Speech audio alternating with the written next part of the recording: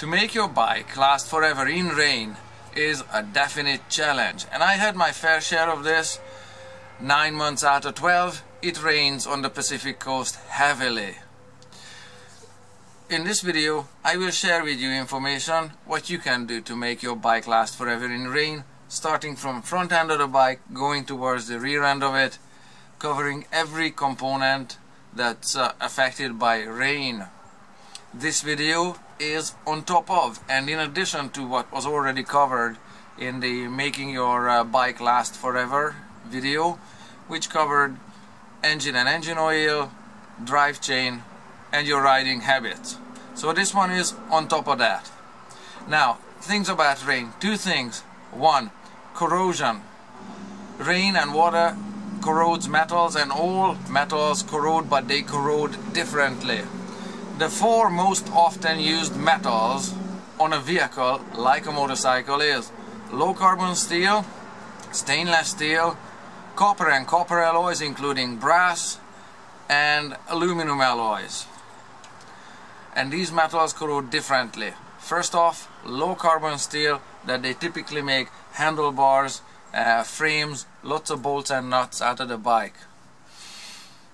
When low carbon steel corrodes, or commonly known as rusts, the rust flakes away from the surface, exposing new uncorroded metal for the rain to do further corrosion and damage, totally undermining the structural integrity of the metal until you end up with nothing, just rust in your hand. Dust to dust, ashes to ashes, brother. So that's how low carbon steel corrodes. Next one, stainless steel and aluminum. They also corrode, and the corrosion forms a passive layer on the top of the metal that prevents further penetrating corrosion. Because the passive layer doesn't flake away like rust, aluminum and stainless steel, they retain their structural integrity. So corrosion is not a problem. Lastly, copper alloys in pins and different, mostly electrical components. They are a small surface area on a bike. They do corrode. Corroded copper is green. It does flake away from the metal, but not at the rate with which low carbon steel corrodes. So copper does last a little longer than low carbon steel, but they do corrode. Most of the electrical copper components are inside plastic wires, and they are not exposed to rain, only from the ends of the cut wires and the connecting pins and connecting terminals. They are made of some kind of a brass which resists corrosion a little better, so it's not so much of an issue. So that's corrosion. Next, rain is not clean water. Rain is gritty. Rain is dirty, and rainwater is abrasive because the sand that it contains abrades. You can buy sandpaper in the store, for crying out loud. So rain is abrasive and corrosive, okay? And when we cover the items on the bike, it's gonna be either for one or for the other, or considering both. Let's get started at the front end here. Wheels and rims, they are mostly made of aluminum alloys. So like I said, they retain their structural integrity despite corrosion. Now if you have one that's not aluminum, that's made of steel, stamped steel and painted, well, good luck with that and my condolences. Manufacturers though are not entirely stupid. They don't make it out of low carbon steel. They alloy it with something to make it somewhat more corrosion resistant, and they also plate those spokes and rims on the wheels with chromium or chrome nickel plating that they do on it, and chromium is the same that makes stainless steel stainless or corrosion resistant or rust resistant, is the chromium content that's also used for plating material. If you don't see any kind of coating, or if you see spotting or spot corrosions on your spokes and rims, you're gonna have to coat it with something, because once the spokes rust through, what's gonna hold your wheel up? So take care of your wheels, coat it with some kind of a wax or some kind of a grease or something. It's not gonna be shiny, but the idea here is to make your bike last forever in rain. Right after the wheel here, next item is axle and bearing. And this is how typical motorcycle axle there looks like, with a bearing on it. And where the axle is critical is, take a look at it. I've got here about here, you can see where the bearing was on it, and you can see some definite corrosion there. Usually one bearing goes here, another bearing goes here, and then the fork on the outside of it, and then the speedo sensor as well, and the other fork on the other side, and maybe ABS sensor or some such thing. If this axle corrodes, particularly right underneath the bearing, then this is low carbon steel and this flakes away. When you lose some of the diameter of the axle here, that means that your bearing will be wobbly. This isn't wobbly that much. The bearing will be wobbly on the axle. When the axle is wobbly and it does this side to side, and your wheel does the same, it's extremely unsafe to ride the motorcycle that way.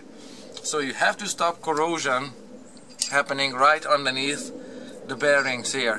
What you need to do is pack your bearings with grease. You can watch my other video on how to do this, or find someone else's. You have to pack your bearings with grease to make your axles and bearings last forever in rain.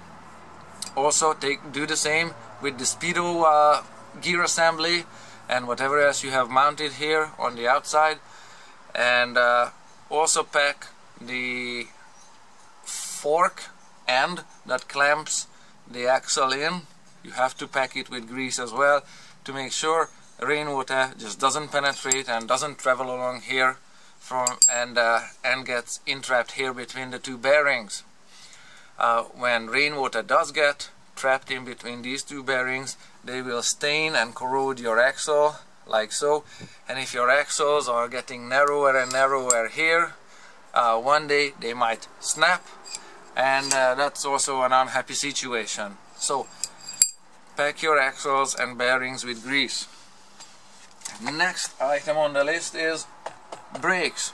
This one is a disc brake. Same applies to drum brakes. Clean and lubricate your brakes, not your brake pads. The brake parts that need to be lubricated. Watch another video on exactly what parts and how. And the brake pads themselves, even though they have a metal backing plate, the rate of corrosion on the backing plate is not really important. What usually happens and causes problems is that the brake pad material that in dry conditions would normally just fly away and contaminate and settle on road surfaces, on the frame, on the ditch and the weeds around the ditch, and then with the next rain it gets washed away into the fish habitat and poisons the environment from then on. Instead of that, in wet weather, the brake pad material, as they wear away, they gum up your caliper assembly here. This is from a truck, and here in your caliper you've got a brake piston. This brake piston moves in and out. As it does, it's got a seal around it. The brake pad, the abraded material from the brake pads that don't fly away in a rainy weather and don't clear the area, they get packed underneath the seal, and when they do so, rainwater can penetrate it. This piston is low carbon steel. It's usually coated, but even so it doesn't last forever. Don't lubricate it. You have to clean the seal and boot around the brake piston in the caliper assembly. You also have to clean and lubricate the outside of your bolts, and because these bolts are steel bolts that mount the caliper assembly on a cast aluminum fork end, as these are dissimilar metals, the bolt is not the same metal as the fork material. Dissimilar metals need to be connected with anti-seize. If you don't do it, you will have no fun whatsoever removing your caliper assembly just for a little cleanup. Okay, so there's nothing to lubricate, but there is a lot to clean. Same applies to drum brakes. You have to clean it, and it's also got a little hydraulic piston in it, and mechanical pivot points need to be lubricated. Look it up. You have to clean and lubricate your rear brake because it's also gummed up in a rainy weather. Right after the brakes, forks. The forks are made of steel and they cannot be really lubricated with much anything else. Sometimes, particularly on dirt bikes, you can see a boot over them, but even with that they have a seal around the base.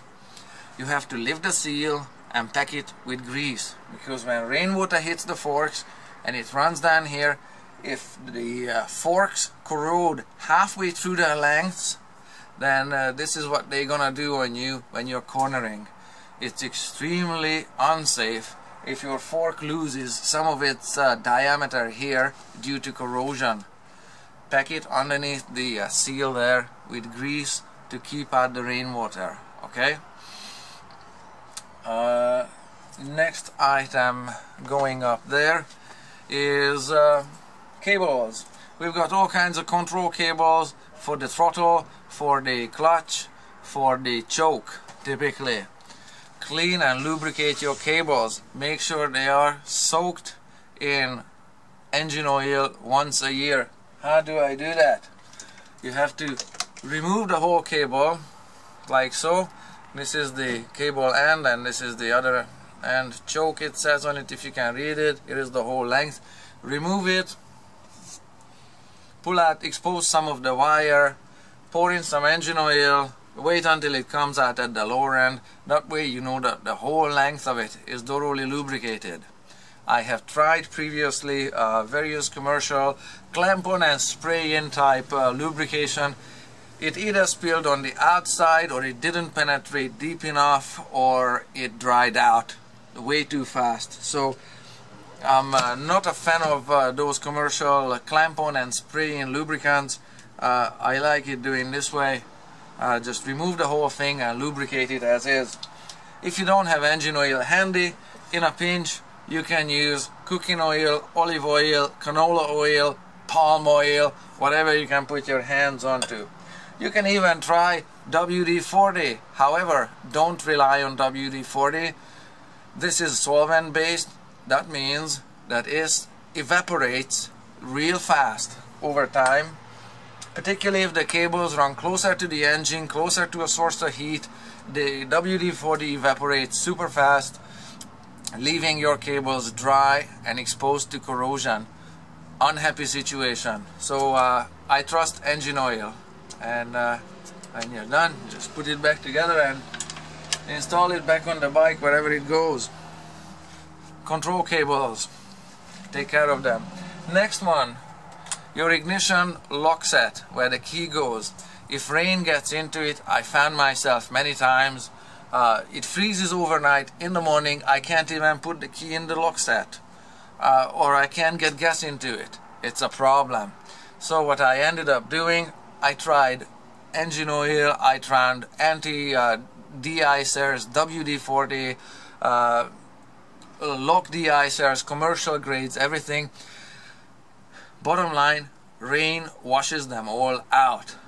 They don't work when you need to start your bike, particularly when it freezes overnight.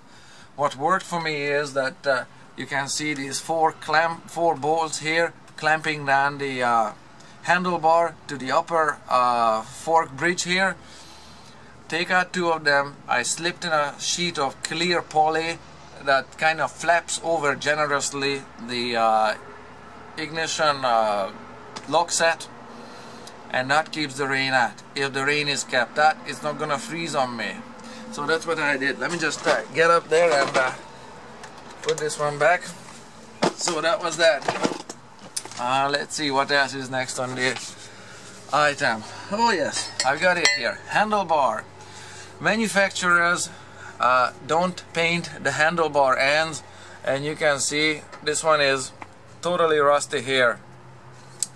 And it's only a problem when you need to remove the handlebar, it gets bent, or you want to take out the bar and weights. The end is not painted and the inside isn't painted. So because it became a problem, I started painting myself the ends of the handlebars when they are new, and also the inside with a spray can, just squirting some of the spray paint to take care of the surfaces that I don't want corroded, because taking out the bar and weights can take, instead of 3 minutes or 5 minutes, 25 minutes super easily if those are corroded in, and it's no fun whatsoever. So that was handlebar. Next one, electrical connectors and various cable termination points. In this sense, you have to have a good ground. Nothing works on a bike if your ground is at fault. So make sure that the ground connection terminals are free of grit. Okay, they should work. Corrosion is not much of an issue on these brass connectors because brass is somewhat more resistant to corrosion, and these terminal points are usually hidden underneath gas tank where water doesn't much get to it, only moist air, and you have to make sure the moist air is also gritty and dirty, particularly around yay high up the road, so 5 feet up in the air is still dirty and gritty. You make sure that this is free and clean of debris. The same applies to these pin type connectors. When you have the male and female ends of the connectors, make sure that when they go together they are free and clean of debris. They don't much corrode, but they do get sediment in if they are exposed to rain, and if you lose your headlights halfway through the night, it's no fun either. Okay, next item on the list is frame. We already discussed a little bit about the frame, that it's on most bikes it's either low carbon steel, which is painted to stop corrosion, or it's an aluminum frame. If it's an aluminum frame, bingo, you can make it last forever easily, because aluminum does last forever just as is. Although big problem with it, you can't weld it. Don't even think about it. Just can't possibly weld it once it's out of the factory. Low carbon steel frames, they are weldable, but they must be painted and thoroughly. So if there's a chipped surface on it, it will corrode. If it does, it's a huge problem because it undermines the structural integrity of the bike. Paint it, take care of it. Bolts in the frame. Most bolts are good quality alloy bolts, particularly the structural ones, and they do not corrode. However, some coating on it doesn't hurt. The low quality bolts could be found, for example, on the top of the brake reservoir, cheap bolts here and there, and they also do corrode on the exhaust and exhaust mounting points. They do corrode, and you just have to change them, because you cannot possibly coat them with lubricant around the engine and the exhaust. You're gonna have to change them when they corrode. The bolts of the reservoir and some miscellaneous frame and trim bolts, body panel, you can coat them and make it last forever. Next one is this one. Also part of your frame, your center stand and your kickstand. The same applies. You can see corrosion on this one here at the weld spot. That's where these are. There we go. That's where these items are vulnerable to corrosion and pitting. If this one fails and your bike falls over, you'll be sad and unhappy. Also, surfaces have to be greased here extremely well, not only so they can pivot easily, but if these surfaces here corrode out and your kickstand does this sideways, it's when you park your bike and it tips over, you'll be unhappy about it if corrosion thins your metal here and you lose some of the meat of it there. Next item there is your drive chain. We already discussed drive chain in the other video, but this is how lubricated drive chains look like, and this is how a new one looks like. Even though this one is lubricated and is it's blackened. It's blackened because in the lubricant dirt gets stuck, and in rainy weather this waxy lubricant does absorb dirt from the from atmosphere as well as wheel wash. So you have to clean and lubricate your chain extremely frequently. Chain manufacturers recommend that chains be cleaned and lubricated after every rain, but if it rains every day for 9 months non-stop, it's an extraordinary amount of chain maintenance. Okay, so to make your motorcycle last forever in rain, be prepared to do extraordinary amount of chain maintenance. Lastly, here on the ground I have, this is a brake rotor from a bicycle. All brake rotors are made of low carbon steel, and if you leave them out in rain for just 2 days, you can see visible, serious amount of corrosion. Don't clean it and don't lubricate it, because if you put something slippery on it, your brake pads won't work. Okay, there's no way you can save these.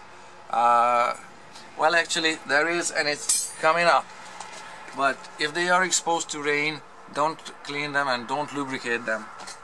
Actually, I find that in the holes, in the small holes, the brake pad, worn abraded brake pad material settles and causes additional undesirable friction, and I tend to clean them out with a drill bit, not with a drill, just a drill bit, okay, and just clean the holes out there that way, and from the edge of the brake rotor, like so. Last item on the list is your air filter here in the bike. In wet weather, the paper air filter, where the filter element is made of paper, it gets soggy, it disintegrates, and then it doesn't filter the air properly. The engine just sucks in all the moist air with its abrasive dirt in it, and that abrasive sand and dirt that it sucks in will then further abrade your engine internally. Unhappy situation. So change your oil filter super frequently in rainy weather to make your bike last forever. Or there are like K&N filters. You can find them with different filter elements that are made of metal or whatever they are made of, and they are washable and reusable and recyclable, and they don't disintegrate like paper air filters. It is just you know, folded in a zigzag. Now, to make your motorcycle last forever in rain, you see, you have to protect it everywhere from the rain getting to your bike. So taking it to the next level and continuing with a pattern to make your motorcycle last forever in rain, you might as well just keep it out of the rain, say in a garage, and it will last a very, very long time. But to make your motorcycle absolutely last virtually forever in rain, you're gonna have to vacuum seal it, put it in a container, and maybe bury it in the polar ice where nothing can get to it. That way it will last forever. Scientists are digging up those woolly mammoths that look like the same way they died, maybe a little dehydrated. So that's how to make your motorcycle last forever in rain. You choose your level of commitment and practicality, and you take care.